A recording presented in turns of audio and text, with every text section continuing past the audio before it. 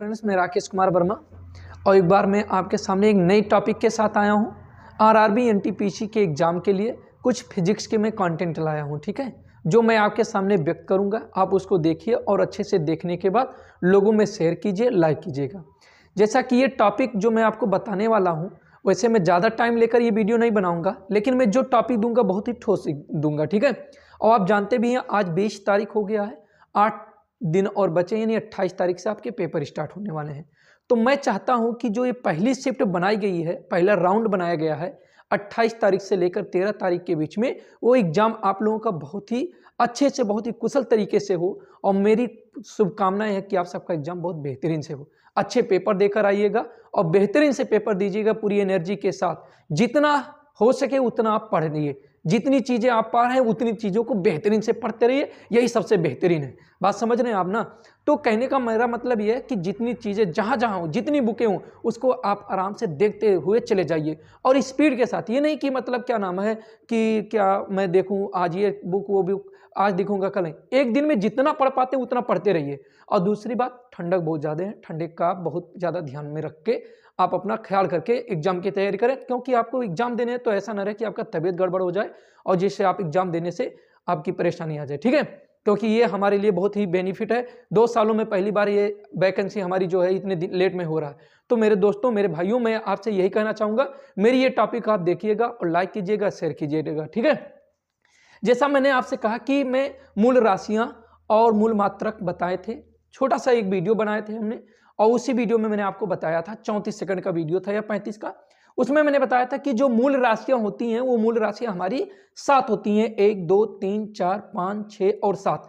ये 7 राशियां जो हमारी हैं ये पूरी तरह से स्वतंत्र है, ये किसी से रिलेट नहीं करती हैं, अर्थात ये किसी को मिला के नहीं बनी है, ये अपने आप में पेवर तरीके से बनी है। कि ऐसा नहीं है कि लंबाई जो है वो किसी को बना के बनी है, किसी को लेकर और कोई राशि। बात समझ रहे हैं। तो ये द्रव्यमान भी ऐसे, ऐसे समय भी है, ताप है, मतलब ये अपने आप में एक पेवर राशि है, ये किसी और के बनाने से नहीं बनी है, यानी कि किसी और खंड में इनको तोड़ा नहीं जा सकता। बात इतनी समझ में रहे। लंबाई का मात्रक भी मैंने आपको मीटर बताया, द्रव्यमान का मात्रक किलोग्राम, समय का मात्रक सेकंड, ताप का मात्रक केल्विन, विद्युत धारा का मात्रक एम्पियर, ज्योति तीव्रता का मात्रक कैंडिला और पदार्थ की मात्रा का मात्रक क्या होता है? मोल होता है। बात समझ रहे हैं। इसके अलावा 2 राशियां और भी हमारे हैं, जो ये 7 मूल राशियों के अलावा 2 राशियां और हैं जिनको हम पूरक मूल मात्रक और पूरक राशियों के नाम से जानते हैं।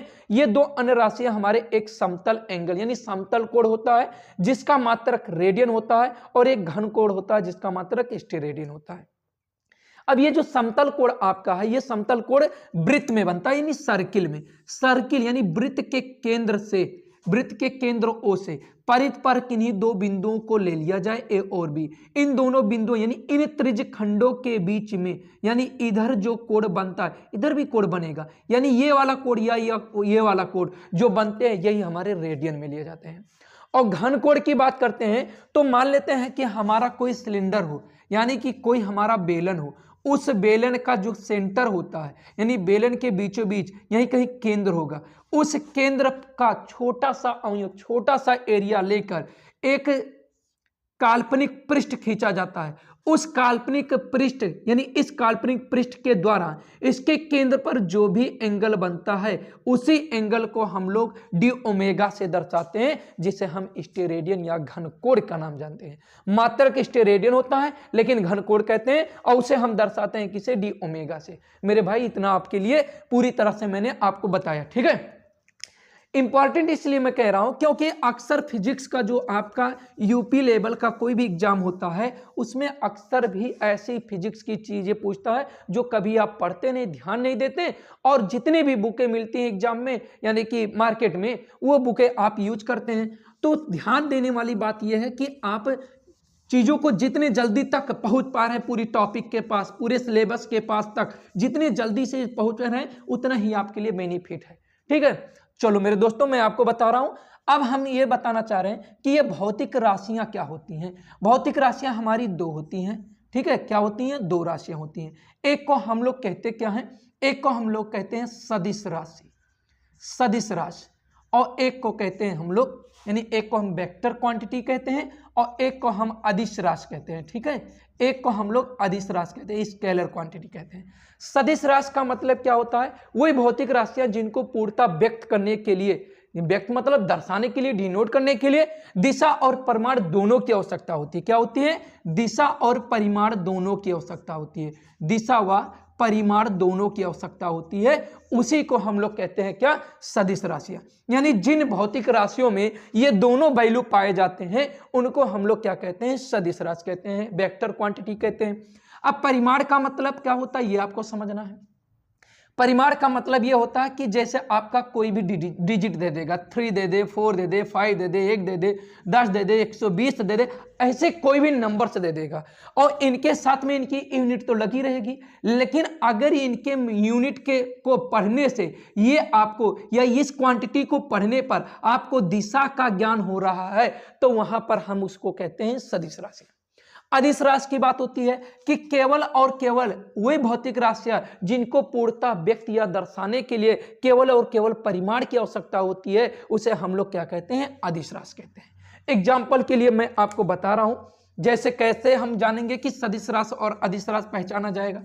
जैसे मैं कह दूं कि मीटर, जैसे ये कोई रास्ता है, इस रास्ते पर ए नाम का व्यक्ति यहीं से चलना शुरू किया, ये बी नाम के व्यक्ति के पास आया, फिर वो चला गया सी नाम के व्यक्ति के पास, फिर वो डी नाम के व्यक्ति के पास चला गया, तो डी नाम नहीं उसी ए पर पुनः चला गया।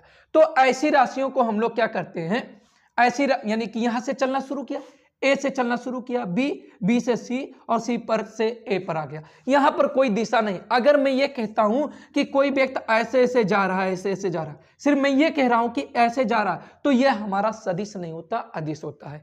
क्योंकि यहां पर हमें दिशा, यानी 5 मीटर चला, यहां पर मैं कहता हूं ये 5 मीटर चला, यहां 3 मीटर चला, यहां 2 मीटर चला, तो यहां पर 5 मीटर, 3 मीटर, 2 मीटर किसी भी चीज का बोध, किसी दिशा का बोध नहीं कराते। लेकिन ये मैं कहता हूं कि जो ए से बी तक, ए से चलना शुरू करो, बी तक जाओ और बी से सी दिशा में जाना और सी दिशा से पुनः ए दिशा में आना, तो यहां पर दिशा का ज्ञान होना। यानी 5 मीटर ए से बी की तरफ, 3 मीटर बी से सी की तरफ चलना है तथा सी से ए की तरफ 2 मीटर चलना है, तो यहां पर दिशा का भी ज्ञान हो गया।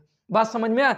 या ऐसे आपसे कोई कहता है कि ये बात आपको ना समझ में आए तो आपसे कोई कहता है कि रीजनिंग में जैसे आप पढ़े होंगे कि 5 मीटर की दूरी पूरब अपने मूल बिंदु से, यानी अपनी प्रारंभिक बिंदु से आप 5 मीटर की दूरी पूरब में चलें, तो जैसे आपकी बात पूरब की आ जाती है तो आप पूरब दिशा में चलने के लिए कह देते हो, जो भी आप डायग्राम बनाते हो। तो जैसे वहां पूरब की बात आ जाती है तो वहां पर 5 मीटर पूरब में कहा गया, 5 मीटर पूरब, इसके साथ में दिशा आ गया, तो यह हमारा सदिश हो गया। बात समझ में आए? तो कुछ हम सदिश और अदिश के कुछ इंपॉर्टेंट एग्जाम्पल लिखेंगे, वो आपको बहुत ही समझना पड़ेगा, बहुत अच्छे से, ठीक है। चलिए देखिएगा, सदिश और अदिश राशियों में मैं आपको बताना चाहूंगा, सदिश के लिए हमने कहा विस्थापन। क्या होता है? विस्थापन। उसके बाद होता है वेग, उसके बाद होता है संवेग, उसके बाद होता है आवेग, उसके बाद होता है विस्थापन, वेग, संवेग, आवेग, धारा, घनत्व, धारा, घनत्व, उसके बाद आपका हो जाता है विद्युत क्षेत्र। क्या हो जाता है? विद्युत क्षेत्र, ठीक है। और आपका हो जाएगा विद्युत क्षेत्र, त्वरण, उसके बाद हो जाएगा आपका बल, ठीक है। तो देखिए, विस्थापन, वेग, संवेग, आवेग, धारा, घनत्व, विद्युत क्षेत्र, त्वरण, बल, ये सब आपके ईटीसी, ये सब आपके क्या होते हैं? सदिश राशियों के अंतर्गत आते हैं। इन सदिश राशियों में से सबसे ज्यादा आपको ध्यान देना है संवेग पर, आवेग पर, त्वरण पर, बल पर, और कहीं कहीं पर हो सकता है विद्युत क्षेत्र। थोड़ा ध्यान में रखिएगा, विद्युत क्षेत्र, ये 4 यानी कि 2, 4 और विद्युत क्षेत्र भी। कभी कभी ये आपका क्वेश्चन बन जाता है कि संवेग का सदिश, कई बार ये चीज पूछा है, यही त्वरण कई बार पूछा है कि त्वरण कौन सी राशि है, तो आपको ये ध्यान में रखना है कि यह एक सदिश राशि है, यानी वेक्टर क्वांटिटी के एग्जाम्पल है। बात समझ में? अब अदिश की बात आ जाए, देखिए इसमें एक ट्रिक की बात आ जाती है, लेकिन हमको नहीं लगता कि बहुत ज्यादा सही है, लेकिन मैं थोड़ा सा आपको तसल्ली देना चाहूंगा कि ट्रिक में ये कि ऐसी भौतिक यानी कोई भी राशि, कोई भौतिक राशि हो, उसमें वह आता हो तो वो हमारा क्या होता है, सदिश राशि होता है। लेकिन इसके कुछ अपवाद हैं, वो अपवाद अदिश में पाए जाएंगे और उसकी मात्रा कम है। जैसे सदिश में मात्रा ज्यादा है, वह की अदिश में कम है, तो उनको ज्ञात कर लीजिए, यानी उनको याद कर लीजिए। बाकी उनको याद कर लिए तो जो और मात्राएं बच रहे हैं उसको आप आसानी से पहचान लेंगे कि सदिश है। अब अदिश की बात करते हैं, इसमें कौन आता है, दूरी आपका हो गया, चाल हो गया आपका, आयतन हो गया, दाब हो गया, कार्य हो गया, ऊर्जा हो गया, द्रव्यमान हो गया, द्रव्यमान हो गया, विद्युत धारा हो गया, विद्युत धारा हो गया, आवेश हो गया। ध्यान दीजिएगा, विद्युत धारा, आवेश, इसमें भी वह आया है, इसमें भी वह आया है, इसमें भी वह आया, बाकी और राशियों में आ रहा, और इसमें देखिए सभी में वह आए हैं, सभी में वह आ रहे हैं ना। तो इसीलिए मैं ध्यान देने की बात कहा कि विद्युत धारा हमारा क्या अदिश राशि है, आवेश हमारा अदिश राशि है, द्रव्यमान हमारा अदिश राशि है। तो ये सब आपको ध्यान देना। घनत्व, घनत्व भी हमारा अदिश राशि में आता है। तो थोड़ा इन सब चीजों को आप ध्यान में रखिएगा, ये सब चीजें एग्जाम में पूछी जाती हैं, छोटी हैं लेकिन बहुत ही यूजफुल चीजें हैं, छोटी हैं लेकिन आपके लिए बहुत ही प्रॉफिट कर जाएंगे, ठीक है। तो चलिए अब यहां पर हम चलते हैं, कुछ दूरी के बारे में ध्यान देंगे। थोड़ा ये बोर्ड मिटता नहीं भाई, पुश कर दिया करो बाबू थोड़ा सा। चलिए अब देखिएगा, अब हम थोड़ा सा दूरी के बारे में आपको बताना चाहेंगे और इसके साथ में एक और टॉपिक आपका रहेगा विस्थापन। दूरी और विस्थापन के बारे में हम आपसे थोड़ा सा डिस्कस करेंगे। दूरी हमारा किसका मात्रक होता है मेरे भाई, लंबाई का मात्रक होता है। किसका मात्रक होता है, लंबाई की ये यूनिट है मेरे भाई।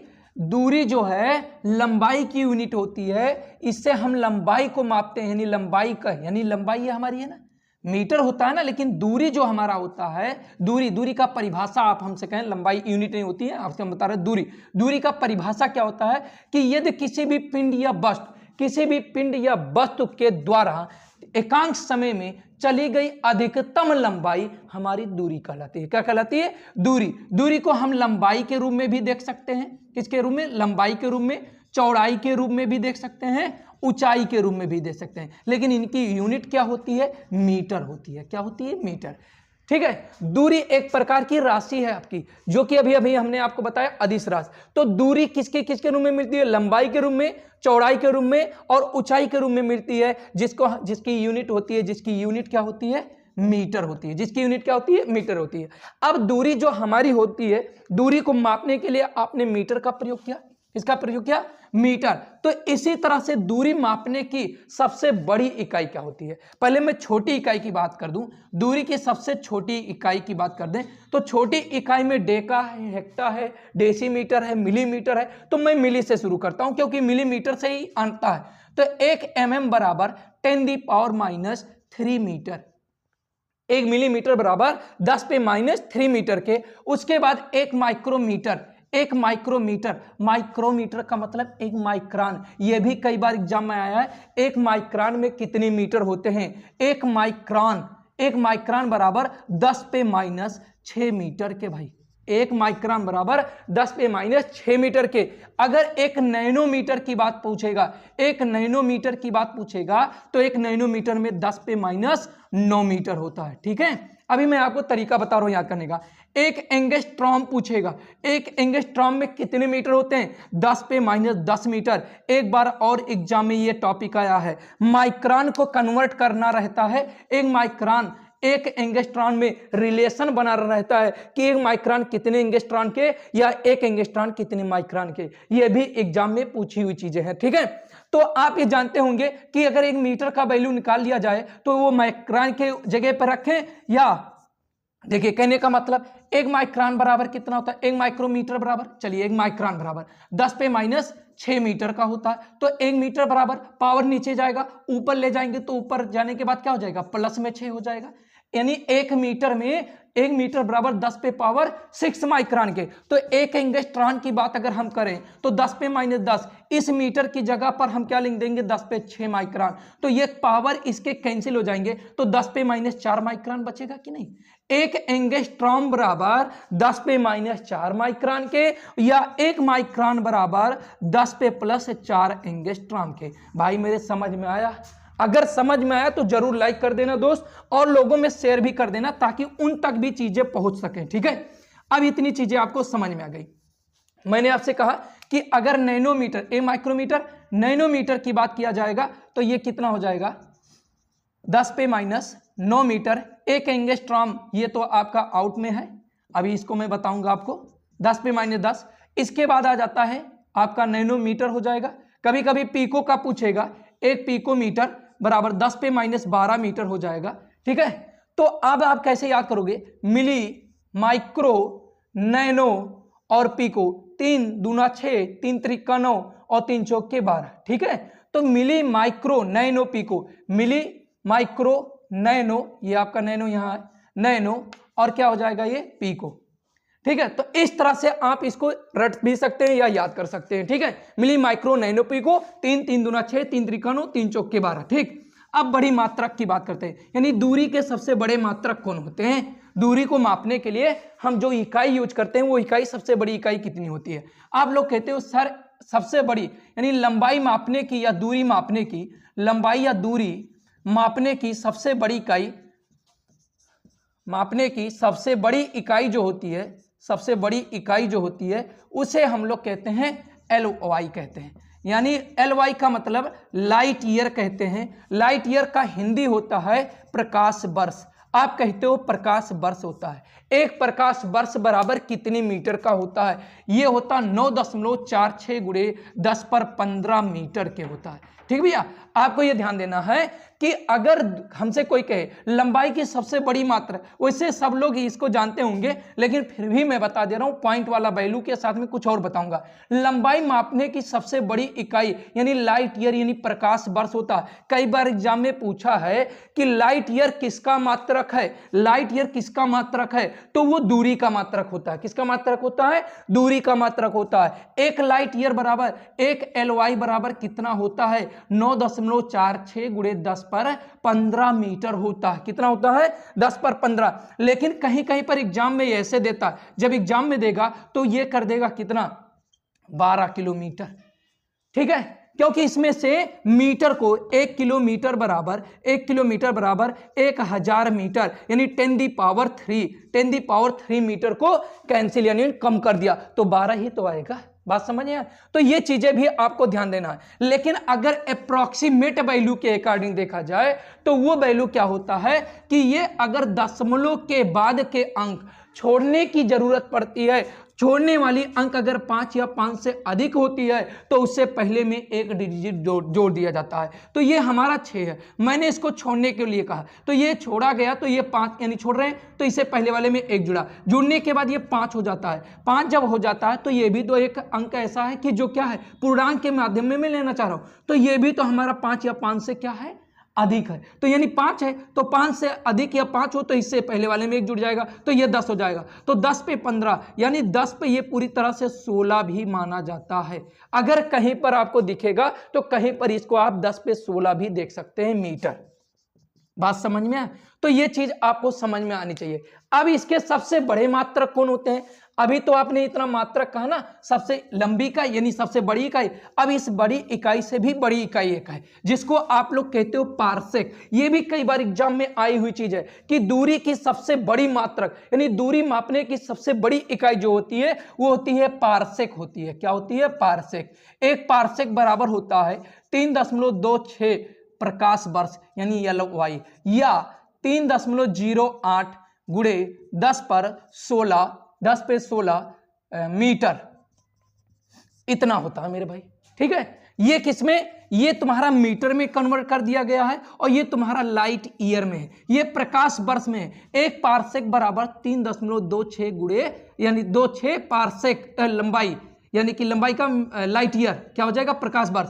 और अगर इसी को हम कन्वर्ट करें, लाइट ईयर को मीटर में कन्वर्ट करें, तो फिर हमको क्या करना पड़ेगा, या तो हम क्या कर दें 3.26 में क्या करें 9.46 गुणे 10 पर 15 से क्या कर दें मल्टीपल कर दें, तो वो भी आप कर सकते हैं। या फिर डायरेक्टली आप इतना याद रखिएगा 3.08 गुणे 10 पर 16 मीटर इतना होता है। तो ये आपको विशेषकर ध्यान रखना है, ठीक है। तो मैंने आपको बताया लंबाई के कुछ बड़े मात्रक और छोटे मात्रक, ठीक है। हमने आपको कन्वर्ट करके सिखाया कि माइक्रोन को एंगस्ट्रॉम में और एंगस्ट्रॉम को माइक्रोन में कैसे करेंगे। 20 मिनट हो गया।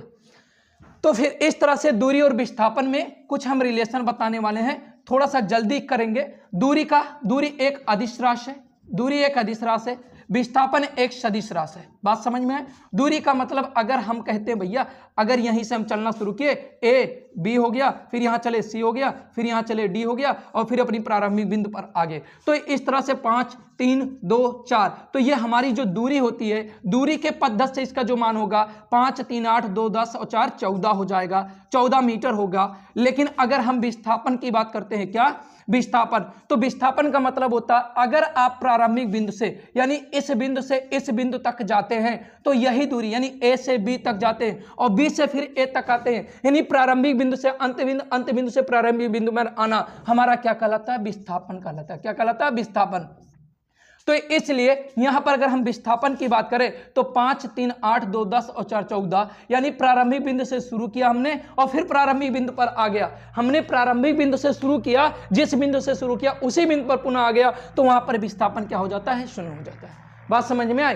तो इस तरह से विस्थापन और क्या नाम है, दूरी में हो गया क्या कि अगर इसे देखा जाए तो दूरी हमारी क्या हो जाती है, दूरी हमारा बढ़ेगा, यानी कुछ ना कुछ आगे जाएगा। अब 10 20 30 40 50 क्या जाए, लेकिन उस समय जब ये जब दूरी बढ़ती है, दूरी हमारी क्या होती है, बढ़ती है, तो उस समय जो भी दूरी का मान लेते हैं, दूरी का ज्ञात मान, कोई भी मान उस समय ज्ञात हो, तो जिस समय वो ज्ञात होता है विस्थापन के पद्धति से वो हमारा क्या हो जाता है, शून्य हो जाता है। क्या हो जाता है, शून्य। दूरी कभी भी ऋणात्मक नहीं हो सकती, दूरी कभी ऋणात्मक नहीं हो सकती, ये हमेशा क्या होता है, हमेशा धनात्मक होता है, यानी पॉजिटिव होता है। क्या होता है, पॉजिटिव। लेकिन जो हमारा विस्थापन होता है वो धनात्मक भी हो सकता है। क्या होता है, धनात्मक भी हो सकता है, ऋणात्मक भी हो सकता है और शून्य भी हो सकता है।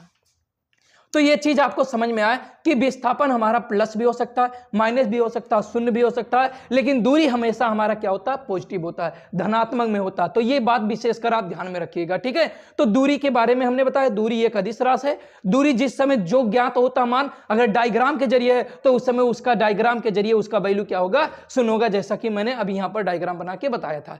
अगर दूरी की बात दूरी हमेशा क्या होती है, धनात्मक होती है, और विस्थापन हमेशा क्या होता है, प्लस भी हो सकता है, माइनस भी हो सकता है और शून्य भी हो सकता है, यानी धनात्मक ऋणात्मक शून्य कुछ भी हो सकता है, ठीक है। इतनी चीजें आपको समझ में आ गई। तो इसके बाद हम और भी चीजें आपको फिजिक्स में बताएंगे और पर डे एक क्लास हमारी रहेगी। लेकिन आपका बहुत बहुत शुक्रिया रहेगा कि आप अगर हमारे इस वीडियो को ज़्यादा से ज़्यादा शेयर करें, अगर नए होंगे तो चैनल को सब्सक्राइब जरूर कर लेना, ताकि मैं 8 दिन के इस बीच में मैं आपको ज़्यादा से ज़्यादा साइंस की टॉपिकें दे सकूं। जय हिंद, जय भारत। देखने के लिए थैंक्स।